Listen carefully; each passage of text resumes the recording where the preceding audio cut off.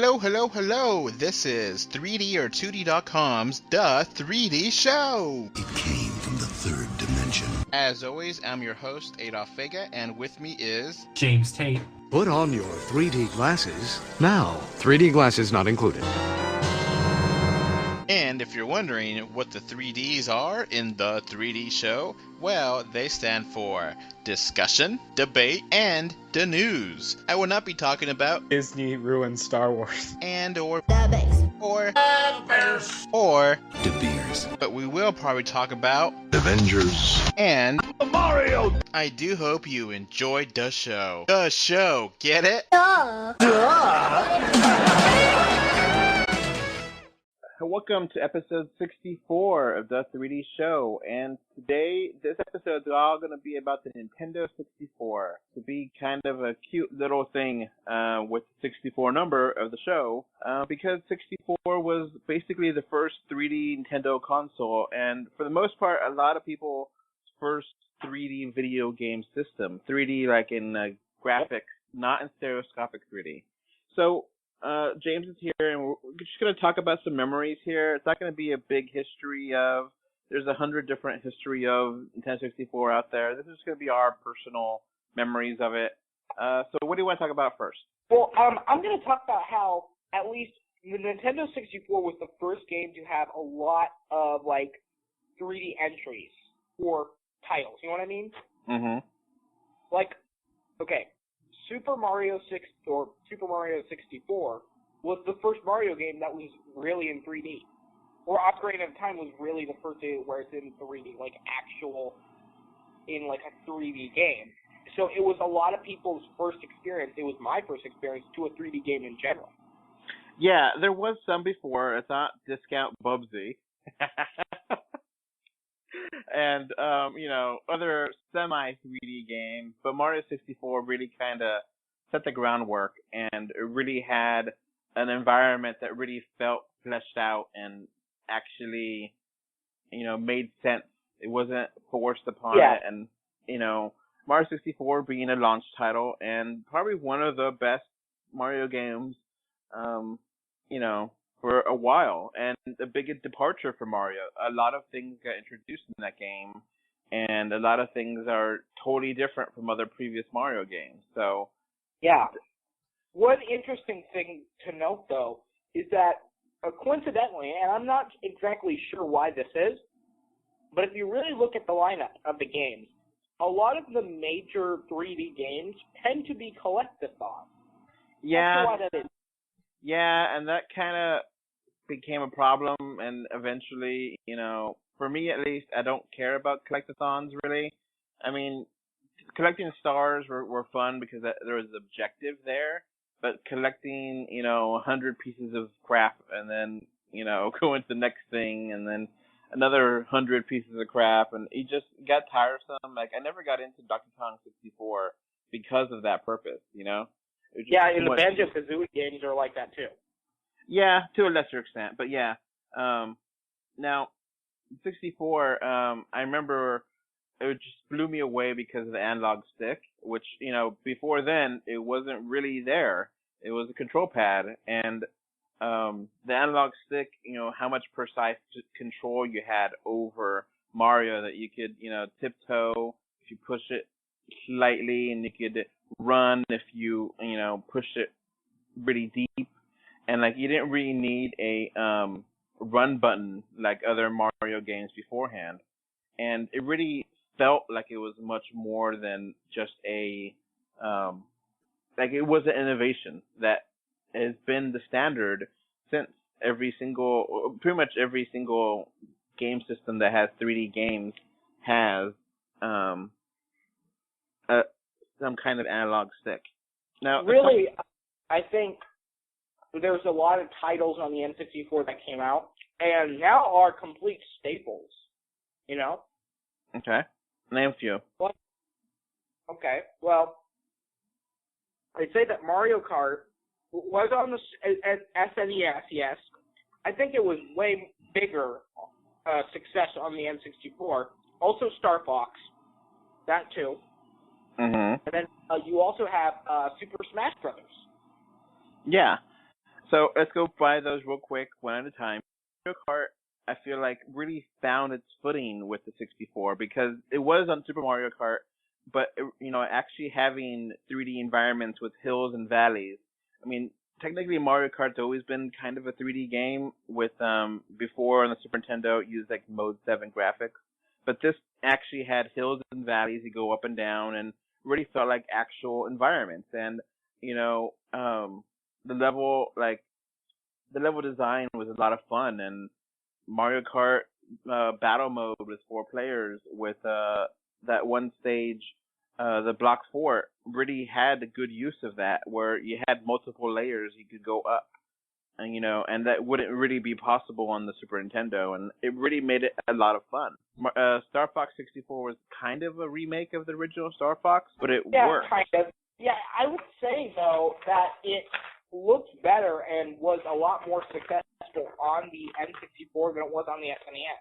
Yeah, and of course Star Fox was the first major game to use Rumble, force feedback, and that basically became a standard after that point. Rumble became a standard thing that every video game console, almost every video game console has. Exactly, and another thing I personally believe is amazing about the N64 is that at least in the Zelda department, you have 2 games that are almost universally loved by the fans and really still hold up to this day. Ocarina of Time and Majora's Mask. Now, Majora's Mask has been, and I think will be forever, a polarizing game. Either you accept it for what it is and you enjoy it, or you don't. And it's one of those things where you can't, some people hate it because of the time limit, some people hate because of the pressure, and other people like myself love it because of the time limit and the pressure, and Ocarina of Time was the exact opposite, where it had time as an issue, but it wasn't that big a deal. If it took you, weeks of game time, it didn't matter. So, but yeah, Ocarina of Time still holds up, and the level design is what really made it fresh. Exactly. And you can tell just basically attest to the love of the fans for these two titles. I think that what happened was that over time, Majora's Mask became more popular than it was, previously. Yeah, the darker tones and the more interesting story really helped to make it more lasting. But I mean, both of them are considered classics. Exactly, and that's what I'm trying to get to. A lot of the games that were released for the N64 and all the major titles like Star Fox and Zelda and Mario. These are all titles that people still really, really remember to this day. Yeah, and it's just a matter of how much they had to change and make it feel really different. That's one thing that's kind of weird now because, the generations of video game consoles, really felt different at that point where, Nintendo to Super Nintendo, okay, look at that. The graphics and music are much better, much more control. And then from, Super Nintendo to 64 was a massive quantity leap. And now with, Xbox One to Xbox One X, well, the graphics are better if you have a 4K TV, but it's not like it's the oh my god difference, is not really there. That's definitely nicer, better. Unfortunately, unfortunately, we've progressed, and unfortunately, technology's just gotten so good to where it looks super realistic, and then a new game comes out, it looks more realistic, and you can't really tell the difference. But you are literally between the 32-bit graphics, 16-bit, 16-bit graphics, you're bumping up to 64, Yeah, and, 64 was a cartridge-based system, and that kind of was a handicap to the system because, the PlayStation had the CD-ROMs and had much bigger capacity games, much bigger stories, but the graphics were much better on the 64. So, and then it was limiting to how much internal space it was on the cartridge versus the CD-ROM. So you couldn't really have videos on there or, super high quality music. But still, 64 was able to do some really interesting stuff. And the 64 was, I think, one of the last times Nintendo has led the graphical prowess, where the PlayStation, outside of the CD-ROM base, it's inferior to the 64, and Saturn is inferior to the 64 at that time. So the 64 was the powerhouse. Yeah, and honestly, you look at a lot of the PlayStation games. A lot of people will say PlayStation is a better console, but you really honestly look at the games that were released for it, and a lot of the games are 32-bit. They aren't 64. Good examples of this are like the Chrono Trigger port, the Castlevania Symphony of the Night, stuff like that. Yeah, but the PlayStation had more games, which was, I think, the big problem with the 64, which was the games where you would have months and months and months, if not years, between your big releases. And for the most part, the big releases were worth waiting for, but it was still a very long route. And, you better like that game when it comes out because there's nothing else coming, I kind of sort of think that it was also a blessing and a curse because you have all these really great games like, Mario 64 and Ocarina of Time and Majora's Mask and things like that. But then also you have following it right after the release of Mario 64, you have like a 6 or 7 year Mario drought. Yeah, and at the same time, Mario 64 was such a massive, big game. You could play that for a long time. It's not like it was, something you could play and beat in an hour. It definitely has. If you're gonna get all 120 stars, it's gonna take you a good amount of time. And one aspect of the 64 that I think people don't really talk about that much is first-person shooters with GoldenEye and Perfect Dark. It became a console thing then. Before then, it was not considered really feasible to have a first-person game on a console. There's Quake also there, Doom, and it was a PC only before then, and the 64 helped make that popular, and GoldenEye and Perfect Dark were really fantastic 4-player games. If you had 4 players with you, it was great split screen, and it was a ton of fun, and I had a lot of memories of that where me and my friends would be playing that until like 3 o'clock in the morning, and we would just be killing each other in GoldenEye, and it was really fun, and definitely great memories. And Star Fox 64, the 4-player aspect of the 64 was a great aspect because everyone you don't need a multi-tap. You could just play 4 players right off the bat if you had controllers, and, you could bring over your save data with memory cards and. And then honestly, so I think one of the great things about the N64 is talking about is that it brings back so many like good memories, Yeah, even if of the mid '90s. Of the late '90s.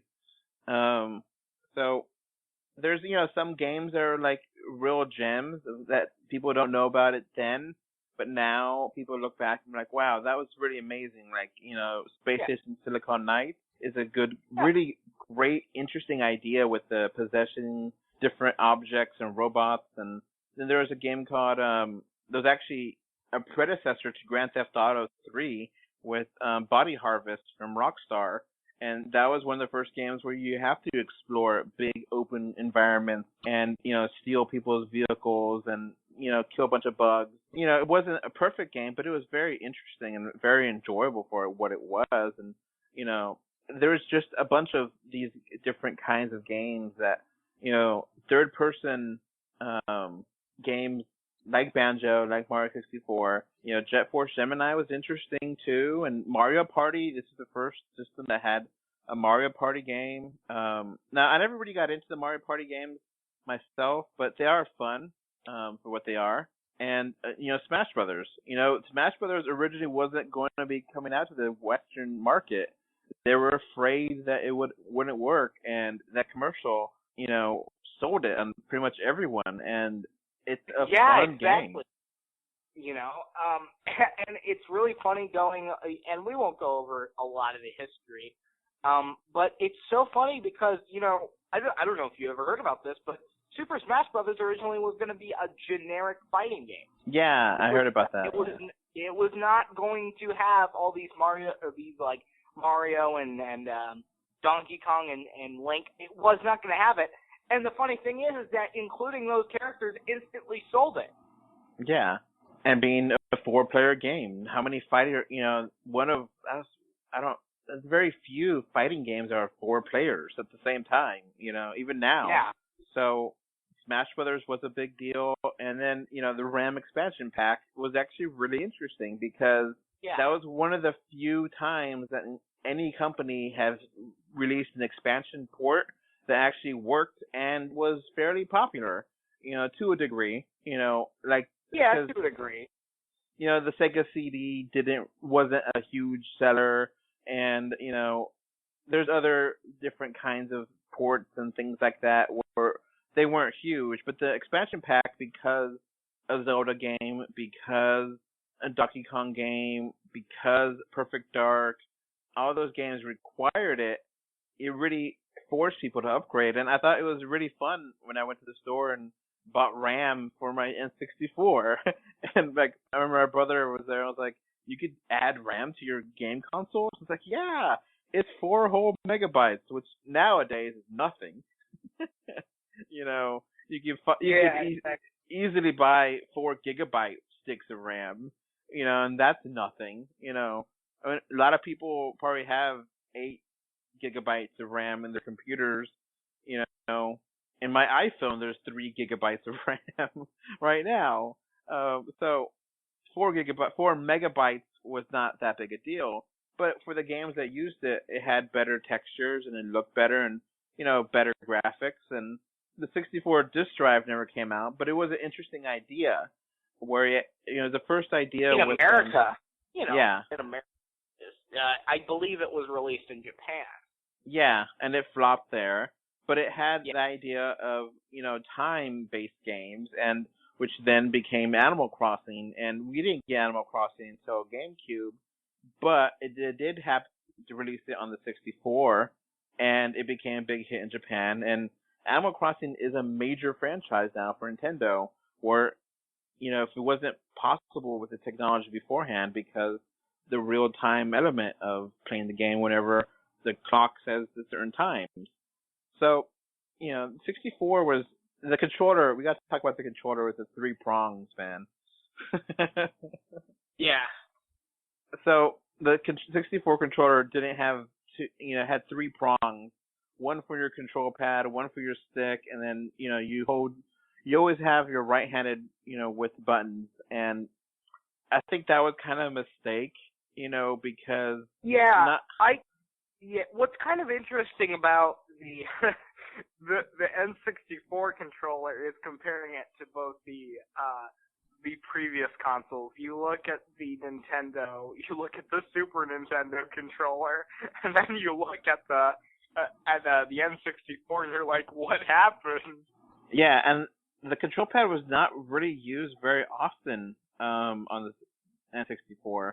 So it was because it was out of the way, and same thing with the L button, so it became kind of a not really necessary thing, and that's why in the GameCube they kind of combined them together again, and other systems haven't really tried a 3-prong controller again, but the expansionality of it, where you had the memory thing you could plug in, the rumble pack you could plug in, support with the Game Boy, you plug in and have Pokemon on the big screen. That was a really big deal for people. Yeah, it was. It wasn't like a real Pokemon game, but it was a real kind of a fighting. You could fight your Pokemon that you have in red and blue on your N64, and it was a really nice idea. And 64 really had some really big innovation and really interesting ideas of how to make game design and make 3D levels and 3D graphics that really kind of started the right now we're still with 3D graphics, and I think we're having some stereoscopic 3D and virtual reality being the real next step in that. But, you know, the 64 was basically the starting point, you know? And, you know, that's what we kind of, the N64, I don't really see it as an end of, like, the end of a 16-bit or whatever era. I don't see it that way. I see more, the N64 was more of a beginning of, like, 3D in game. Yeah, and there was another 64-bit system out there, the Atari Jaguar, but that wasn't really 64-bit, you know. That one, though. But it was just how, it was expensive. People kind of forget. People take for granted how much things cost now. People are like, oh, you know, right now, if you buy a game, it's $59.99. That's pretty expensive. Well, back in 1997, it was also $59.99. And that was a lot more money back then, you know, to buy a game. You know, the cartridges were expensive. I remember it was $64.64 with taxes to buy a new game. Wow. And it was for 97, you know, that was pretty expensive. You know, now that would be like $85. And there was some 64 games like Turok that were like $85.99 when they came out, and it was just excessively expensive to have these games. But, you know, at the same time, some of them were really big and meaty games where you felt like, okay, maybe it was worth it. You know, it got standardized to be like a $49.99 price, but still, it became really expensive to play these games back then. And you know, I remember the whole controversy with the Mario Party and people, you know, ripping their thumbs apart because they're trying to do, you know, little circles with the control stick. And oh, yeah. Nintendo eventually, you know, had like a lawsuit and, you know, had to make gloves for Mario Party so that way people won't get hurt. Wow. You know, 64, I remember going to Blockbuster, and when, you know, they were the first people to have the N64 demo units, and it just blew me away. There was a line to play a demo unit at the store. You know, everyone had their 10 minutes to play it, and I remember reading Nintendo Power, and I read how to control Turok, and for some reason I thought that's how you played Mario 64, and totally different kind of control schemes, and I got very confused. But I eventually got it, and I was like, oh my god. And like, Mom, you have to get this. You have to get this. And like, yeah. you know, I want this for Christmas, Mom. And then she was like, why? Because Mario. What about, you have Mario right now on your Super Nintendo, but this time you could crawl, and you could walk really slowly, and, you know. Walk really slow.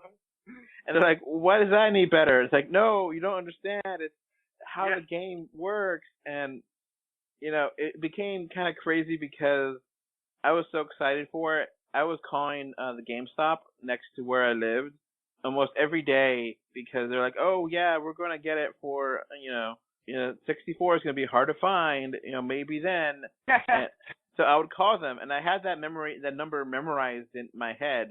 I still have it memorized where I would call them every day. Is there any new 64s, you know, there? It's like, no, not today. And, you know, eventually, you know, I got a 64 for Christmas, and I was super excited. And I got Star Wars, not Rogue Leader, Star Wars, Shadows of the Empire, and Mario 64 for games and launch. And Shadows of the Empire is a weird game because it has some interesting ideas, but it's not well executed. You know, it's still a fun game. It's just kind of a weird game because then, you know, when it came out in 96, and that was still before any Star Wars, you know, talk was really getting started, or I didn't know there's another Star Wars game, you know, movie coming out, and by then it was like 20 years after the last one, and a brand new Star Wars game not based on the movies, interesting, you know, based on a book. You know, I had no idea, and, you know, it was what it was, you know, and you know, the 64 was a really interesting and really fun console, and it's something that I have so many memories of. I remember when I was 16, I bought Perfect Dark, and I felt like, oh my god, they didn't check my ID because I'm not old enough to buy this game. You know, they actually had blood in it, and because yes, RB started to become popular then, and it's just one of those things where I was super excited to play these games, and it really started off like a real big franchise, first-person shooters and just different games. What game did you play the most with your friends? Definitely it was Smash Bros. Okay. What character did you play as back then? I always felt mained as Samus. Okay. And I remember, just how I was excited for the RAM, expecting every game to, I bought this $30 RAM expansion. I expect every game to work on it, and like only a couple did, and I was so disappointed. And I just remember how, I think it was GoldenEye had an option for dual analog control. Do you remember this or no? No. Okay, so if you had two N64 controllers, you could plug in both of them at the same time and then use one of them to control the movement and one of them to control the aiming at the same time, but you had to have two controllers. And I tried it out back then, and it was like, oh my god, this is so interesting and weird. This is never going to catch on, thinking that dual analog control wasn't going to be a big hit.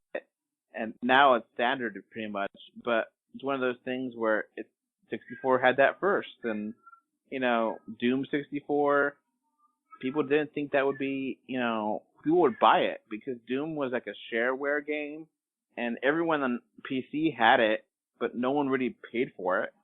It was just a game that you shared around, and no one's gonna pay for this on the 64, but it did, and it had like a StarCraft game and all these weird ideas. Like there was a game called Doshin the Giant that came out on the 64 disk drive, which is really interesting, and I never got to play it, but I heard that it was a game where you could control, this monster over an island, and, had some really interesting ideas. They really had to rethink game design and level design, and 64 really started a revolution with, how you play, how you imagine game worlds being, So, yeah. Is there anything else you want to mention about the 64 before I go? No, not really. So, kind of a shorter episode, just wanted to have some ideas with the N64. I hope you enjoy this little retrospective of the Nintendo 64 and, 3D gaming as a starting point. If people like it, we'll talk about more of these in the future. All right, then. All right. See you guys. Bye. Bye. All right, so that's going to wrap up this podcast.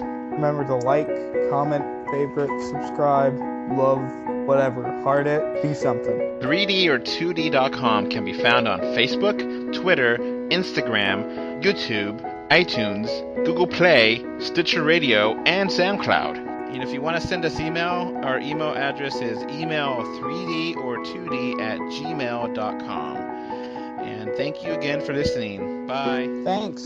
Bye. Bye, everyone.